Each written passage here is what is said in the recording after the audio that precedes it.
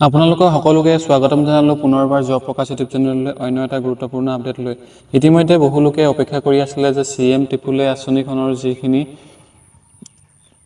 আগৰ পৰ্যায়তো আবেদন প্ৰক্ৰিয়া আছে, সেই আবেদন প্ৰক্ৰিয়াটো আৰম্ভ হ'বনে নহয়, বা বহুলোকে অপেক্ষা কৰি আছিলে যে আমি নতুনকৈ আবেদন কৰিবলৈ কি নথিপত্ৰ লাগিব বা আমি কেনেদৰে আবেদন কৰিব পাৰিম, প্ৰজেক্ট ৰিপৰ্ট কেনেদৰে ছাবমিট কৰিব লাগিব। ইতিমধ্যে বহুলোকে অপেক্ষা কৰি আছিলে, কিন্তু অপেক্ষাৰ কৰি থকাৰ পাছতো এই আঁচনিখনৰ যিটো এপ্লাই প্ৰক্ৰিয়া হয়, এপ্লাই প্ৰক্ৰিয়াটোৰ মাজতে এদিন ৰেজিষ্ট্ৰেশ্যনৰ বাবে মুকলি কৰি দিয়া হৈছিলে, কিন্তু বহুলোকে ৰেজিষ্ট্ৰেশ্যন কৰিছিলোঁ, কিন্তু তাৰ পাছতে ইলেকশ্যনৰ কাৰণে যিটো আঁচনিটোৰ আবেদন প্ৰক্ৰিয়া হয়, আবেদন প্ৰক্ৰিয়াটো ইতিমধ্যে বন্ধ কৰি দিয়া হৈছিলে। যিহেতু এতিয়া ইলেকশ্যনৰ ৰিজাল্ট মুকলি কৰি দিয়া হ'ল, বিজেপি চৰকাৰ পুনৰবাৰ আহিলে। মই পূৰ্বতো আপোনালোকক কৈছিলোঁ যে পুনৰবাৰ যদি বিজেপি চৰকাৰ আহে, তেনে ক্ষেত্ৰত এই আঁচনিটো কণ্টিনিউ কৰা হ'ব আৰু আপোনালোকে এই আঁচনিটোৰ বাবে আবেদন কৰিব পাৰিব। ইতিমধ্যে যিসকলে টকা লাভ কৰিছে বা তেওঁলোকে নতুনকৈ এইবাৰ আবেদন কৰিব, তেওঁলোকে বিশেষ মন কৰিবলগীয়া আৰু কিছুমান নথিপত্ৰ কি দৰকাৰ হ'ব এই ভিডিঅ'টোৰ জৰিয়তে মই আপোনালোকক জনাম। আৰু যদিহে আপোনালোকে চেনেলটোত প্ৰথমবাৰৰ বাবে ভিজিট কৰিছে, তেনে ক্ষেত্ৰত চেনেলটো ছাবস্ক্ৰাইব কৰি ল'ব, যাতে আগলৈও এনেদৰে ইনফৰ্মেটিভ ভিডিঅ'বোৰ ৰেগুলাৰ চাই থাকিবৰ বাবে। এতিয়া মূল বিষয় আত্মনিৰ্ভৰশীল অসম অভিযানৰ বাবে যিসকলে 3.0 বাবে আবেদন কৰিম বুলি ভাবিছে, তেওঁলোকৰ ইতিমধ্যে ছাইটত যিটো লিংক হয়, সেই লিংকটো আকৌ পুনৰাই এক্টিভ কৰি দিয়া হৈছে, কিন্তু ৰেজিষ্ট্ৰেশ্যন কৰিব পৰা হোৱা নাই এতিয়ালৈকে। যদিহে আপডেট আহে, কিবা নথিপত্ৰ যদি দৰকাৰ হয়, তেনে ক্ষেত্ৰত মই আপোনালোকক পুনৰ এই ভিডিঅ'টোত জনাই দিম। নেক্সট যিটো ভিডিঅ' আছে তাত এই ভিডিঅ'টোত জনাই দিম। কিন্তু বহুলোকে অপেক্ষা কৰি আছে যে আত্মনিৰ্ভৰশীল অসম অভিযানৰ বাবে নথিপত্ৰ লাগিব, বা কি নথিফিকেশ্যনৰ জৰিয়তে আমি আবেদন কৰিব পাৰিম, বা কেনেধৰণৰ নথিফিকেশ্যন আমাক দৰকাৰ হ'ব, বা যিখিনি কোৱালিফিকেশ্যন আছে বা আমি আবেদন কৰিবলৈ কি ডকুমেণ্ট দৰকাৰ হ'ব, সেই বিষয়ে মই কিছুমান থুলমূলকৈ আমাক দিম। আপোনালোকে এইকেইটা ডকুমেণ্ট গোটাই থ'লে যে আগন্তুক দিনত যিখিনি আবেদন কৰিবলৈ যিটো লিংক মুকলি কৰি দিয়া হ'ব, তাত আপোনালোকে আবেদন কৰিব পাৰিব। আৰু আপোনালোকে পলম নকৰাকৈ এইকেইটা কাম কৰি ল'ব, যাতে পাছত আপোনালোকৰ কোনো ধৰণৰ অসুবিধা হ'বলগীয়া নহয়। প্ৰথমে আহিলে আপোনালোকে যদি ৰেজিষ্ট্ৰেশ্যন কৰিবলৈ হয়, তেনে ক্ষেত্ৰত আপোনালোকৰ পান কাৰ্ড নতুবা আপোনালোকৰ আধাৰ কাৰ্ড দৰকাৰ হ'ব।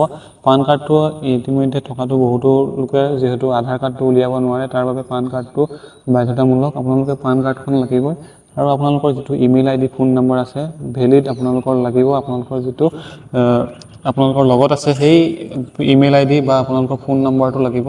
বহুলোকে বেলেগৰ ফোন নম্বৰ দি দিয়ে বা বেলেগৰ ইমেইল ID দি পিনি ৰেজিষ্ট্ৰেশ্যন কৰে। পাছত তেওঁলোকে ৰেজিষ্ট্ৰেশ্যনটো কৰি লয়, তাৰপাছতো প্ৰব্লেমৰ সন্মুখীন হ'বলগীয়া দেখিবলৈ পোৱা যায়। যিহেতু পাৰ্চনেল যদি ইমেইল ID বা ফোন নম্বৰ নাথাকে, তেনে ক্ষেত্ৰত অসুবিধাৰ সৃষ্টিহে দেখা দিয়ে পাছৰ পৰ্যায়লৈ। আৰু ইতিমধ্যে যিসকলে ৰেজিষ্ট্ৰেশ্যন কাৰ্ডটো মানে এমপ্লয়মেণ্ট এক্সচেঞ্জ ৰেজিষ্ট্ৰেশ্যন কৰা নাই, তেওঁলোকে ৰেজিষ্ট্ৰেশ্যন কৰি ল'ব, নতুনকৈ যিসকলে আবেদন কৰিম বুলি ভাবিছে। আৰু যিসকলে ৰিনিউ কৰিবলৈ এতিয়ালৈকে ৰিনিউ কৰা নাই, ৰেজিষ্ট্ৰেশ্যন যিটো এমপ্লয়মেণ্ট ৰেজিষ্ট্ৰেশ্যন কাৰ্ড আছে, ৰিনিউৰ ডেট এটা থাকে। যিহেতু 3 বছৰ মূৰে মূৰে এমপ্লয়মেণ্ট এক্সচেঞ্জখন ৰিনিউ কৰি থাকিবলগীয়া হয়, সেইবাবে আপোনালোকৰ যিটো ৰেজিষ্ট্ৰেশ্যন কাৰ্ড আছে এমপ্লয়মেণ্ট এক্সচেঞ্জৰ, তাত আপোনালোকে ৰিনিউ ডেটটো চাই ল'ব। ৰেজিষ্ট্ৰেশ্যন কৰি পিনি আপোনালোকে ৰিনিউ কৰি ল'ব, যাতে আপোনালোকে এই এক্সচেঞ্জ কাৰ্ডটো কেঞ্চেল হৈ যাবলগীয়া নহয়। বহুলোকে যিহেতু 25ত যদি আপোনালোকৰ ৰেজিষ্ট্ৰেশ্যন কাৰ্ডটো ৰিনিউ ডেট আছিলে, তেনে ক্ষেত্ৰত যদি আপোনালোকে কৰা নাই, এমাহ আপোনালোকৰ সময় দিয়া হয়। এমাহ নতুবা আপোনালোকৰ 15-20 দিন আপোনালোকৰ ৰেজিষ্ট্ৰেশ্যন কাৰ্ডটো যিটো পুনৰাই ৰেজিষ্ট্ৰেশ্যন কৰিব থাকে, তেনে ক্ষেত্ৰত আপোনালোকৰ যদি ৰেজিষ্ট্ৰেশ্যন নকৰে সেই সময়মতে, তেনে ক্ষেত্ৰত আপোনালোকৰ যিটো ৰেজিষ্ট্ৰেশ্যন কাৰ্ড আছে বা এমপ্লয়মেণ্ট এক্সচেঞ্জ কাৰ্ড আছে, সেই কাৰ্ডখন আপোনালোকৰ ইনভেলিড হৈ যায় বা আপোনালোকৰ কোনো ধৰণৰ কাম নিদিয়ে। সেইবাবে আপোনালোকৰ যদি এক্সচেঞ্জ কাৰ্ডখনৰ ৰিনিউ ডেটটো ৰেজিষ্ট্ৰেশ্যন কৰিবলৈ আছে, তেনে ক্ষেত্ৰত আপোনালোকে সময়মতে ৰেজিষ্ট্ৰেশ্যন কৰি ল'ব, যাতে আপোনালোকে বিপদত পৰিবলগীয়া নহয়। যদিহে আপোনালোকে সময়মতে এক্সচেঞ্জ কাৰ্ডটো ৰিনিউ নকৰে, তেনে ক্ষেত্ৰত আপোনালোকৰ সেই এক্সচেঞ্জ কাৰ্ডটো ইনভেলিড হ'ব, আৰু আপোনালোকৰ যিটো পূৰ্বৰ এক্সচেঞ্জ কাৰ্ড আছে, সেই এক্সচেঞ্জ কাৰ্ডটো কোনো ধৰণৰ কামতে নিদিয়ে। সেই আপোনালোকৰ যদি ইনভেলিড হৈ যায় ৰেজিষ্ট্ৰেশ্যন কাৰ্ডখন, পুনৰাই আপোনালোকে আকৌ আবেদন কৰিব লাগিব, আৰু আপোনালোকৰ যিটো আগৰ ৰেজিষ্ট্ৰেশ্যন নম্বৰ আছিলে, সেই নম্বৰটো পুনৰাই সলনি হৈ যাব। সেইবাবে আপোনালোকে সেইকেইটা নথিপত্ৰ আগতীয়াকৈ ঠিক কৰি ল'ব। বহুলোকে পান কাৰ্ড, আধাৰ কাৰ্ড নতুবা বেংক একাউণ্টতো স্পেলিং মিষ্টেক হৈ থাকে। স্পেলিং মিষ্টেকে এটা বহুত ডাঙৰ সমস্যা। বহুলোকে এই সমস্যাটোক ইগন'ৰ কৰি দিয়ে, পাছত কৰিম বা আমি এতিয়া নকৰোঁ, পাছত কৰিম, তেনেকৈ দৰে থৈ দিয়ে। এনেদৰে যদি আপোনালোকে এক্সচেঞ্জ কাৰ্ডৰ যিখিনি কাম আছে সেইখিনি যদি থৈ দিয়ে, তাৰ পাছত আপোনালোকৰ সমস্যাৰ সন্মুখীন হ'বলগীয়া দেখিবলৈ পোৱা যায়। সেইবাবে আপোনালোকে সময়মতে যিখিনি কাম আছে সেই সময়মতে কৰি ল'ব, যাতে আপোনালোকৰ অসুবিধাৰ সন্মুখীন হ'বলগীয়া নহয়।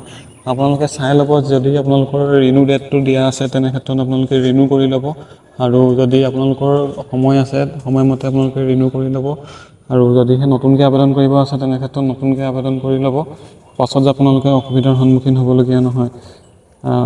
আৰু বেলেগ বিশেষ আপোনালোকৰ ডকুমেণ্ট দৰকাৰ নহয়, আপোনালোকৰ এডুকেশ্যন ডকুমেণ্টখিনি দৰকাৰ হ'ব। আপোনালোকে যি যি নথিপত্ৰ আছে সেইখিনি আগতীয়াকৈ গোটাই ল'ব। যিসকল জেনেৰেল কাষ্টৰ আছে তেওঁলোকৰ যিহেতু মেট্ৰিক পাছ কৰা হ'বই লাগিব, তেওঁলোকে মেট্ৰিক পাছ যদি কোৱালিফিকেশ্যন নাই মিনিমাম তেনে ক্ষেত্ৰত আবেদন কৰিব নোৱাৰে। আৰু যিসকলে SC ST বা OBC কেণ্ডিডেট আছে তেওঁলোকে 8 পাছ কৰিলেও হ'ব, নতুবা আপোনালোকৰ 10 পাছ কৰিলেও আবেদন কৰিব পাৰিব। আৰু বহুত লোকৰ এটা প্ৰশ্ন হৈ থাকে, যদি বাৰে বাৰে কৈ থকাৰ পাছতো তেওঁলোকে বুজি নাপায় নে কি হয়, প্ৰশ্ন কৰি থাকে যে কিছুমানে 2 লাখ টকা পাইছে বা কিছুমানে 5 লাখ টকা পাব। যিসকলৰ এই ভিডিঅ'টোত মই আপোনালোকক কৈছোঁ যে যিসকলে চিম্পুল গ্ৰেজুৱেশ্যন পাছ কৰিছে বা তেওঁলোকে এডুকেশ্যন কোৱালিফিকেশ্যন দেখুৱাই পিনি এই আঁচনিখনত আবেদন কৰিব, তেওঁলোকে কেৱল 2 লাখ টকা পাব। 1 লাখ টকা তেওঁলোকে ছাবচিডি ঘূৰাই দিব লাগিব, আৰু 1 লাখ টকা তেওঁলোকে নিজৰ কামত খটুৱাব লাগিব। কিন্তু আৰু যিসকলৰ কোৱালিফিকেশ্যন আছে, টেকনিকেল কোৱালিফিকেশ্যন, ইঞ্জিনিয়াৰিং আছে, ITI আছে, নাইবা তেওঁলোকৰ অন্য যিখিনি এক্সট্ৰা কোৱালিফিকেশ্যন আছে, তেনে ক্ষেত্ৰত তেওঁলোকে সেই এক্সট্ৰা কোৱালিফিকেশ্যন দেখুৱাই পিনি 5 লাখ টকা পৰ্যন্ত লাভ কৰিব পাৰে। তেওঁলোকে 5 লাখ টকাৰ ভিতৰতো 2.5 লাখ টকা তেওঁলোকে ঘূৰাই দিব লাগিব, আৰু 2.5 লাখ টকা তেওঁলোকে কামত খটুৱাব লাগিব। কিন্তু এই পইচাটো তেওঁলোকে সহজে নাপায়। তেওঁলোকে যিখিনি ক্ৰাইটেৰিয়া আছে সেই ক্ৰাইটেৰিয়াসমূহ পূৰা কৰিব লাগিব, নথিপত্ৰসমূহ ভালদৰে দিব লাগিব। আৰু এটা মেইন প্ৰব্লেম হৈছে প্ৰজেক্ট ৰিপৰ্ট। প্ৰজেক্ট ৰিপৰ্টটো তেওঁলোকে এতিয়াৰ পৰাই মাইণ্ডছেটত আনিব লাগিব যে প্ৰজেক্ট ৰিপৰ্টটো তেওঁলোকে কেনেদৰে ছাবমিট কৰিব, বা কি প্ৰজেক্ট তেওঁলোকে দেখুৱাব, বা তেওঁলোকৰ এৰিয়াত কেনেধৰণৰ কাম হয়, বা তেওঁলোকে এই প্ৰজেক্ট ৰিপৰ্টটোত সকলোখিনি ইনফৰ্মেশ্যন দিব লাগিব যে প্ৰজেক্ট ৰিপৰ্টটোত তেওঁলোকে কি কাম কৰিব, বা ফাৰ্মিং কৰিব নে তেওঁলোকে উদ্যোগিক কিবা প্ৰতিষ্ঠান স্থাপন কৰিব, সকলোখিনি তেওঁলোকে নথিপত্ৰৰ জৰিয়তে বা প্ৰজেক্ট ৰিপৰ্টটোত সকলোখিনি ছাবমিট কৰিব লাগিব। বাজেট কিমান হ'ব, তেওঁলোকে প্ৰফিট লছটো সকলোখিনি তেওঁলোকে ইনফৰ্মেশ্যন এই প্ৰজেক্ট ৰিপৰ্টটোৰ জৰিয়তে দিব লাগিব। আপোনালোকে যদি এতিয়াৰ পৰাই প্লেনিং নকৰে প্ৰজেক্ট ৰিপৰ্টটো কেনেদৰে ছাবমিট কৰিম বা আমি কেনেদৰে বনাম, তেনে ক্ষেত্ৰততো মই নেক্সট এটা ভিডিঅ' লৈ আহিম। আপোনালোকে প্ৰজেক্ট ৰিপৰ্টটোত আপোনালোকৰ মন পচন্দ অনুযায়ী বনাব পাৰিব।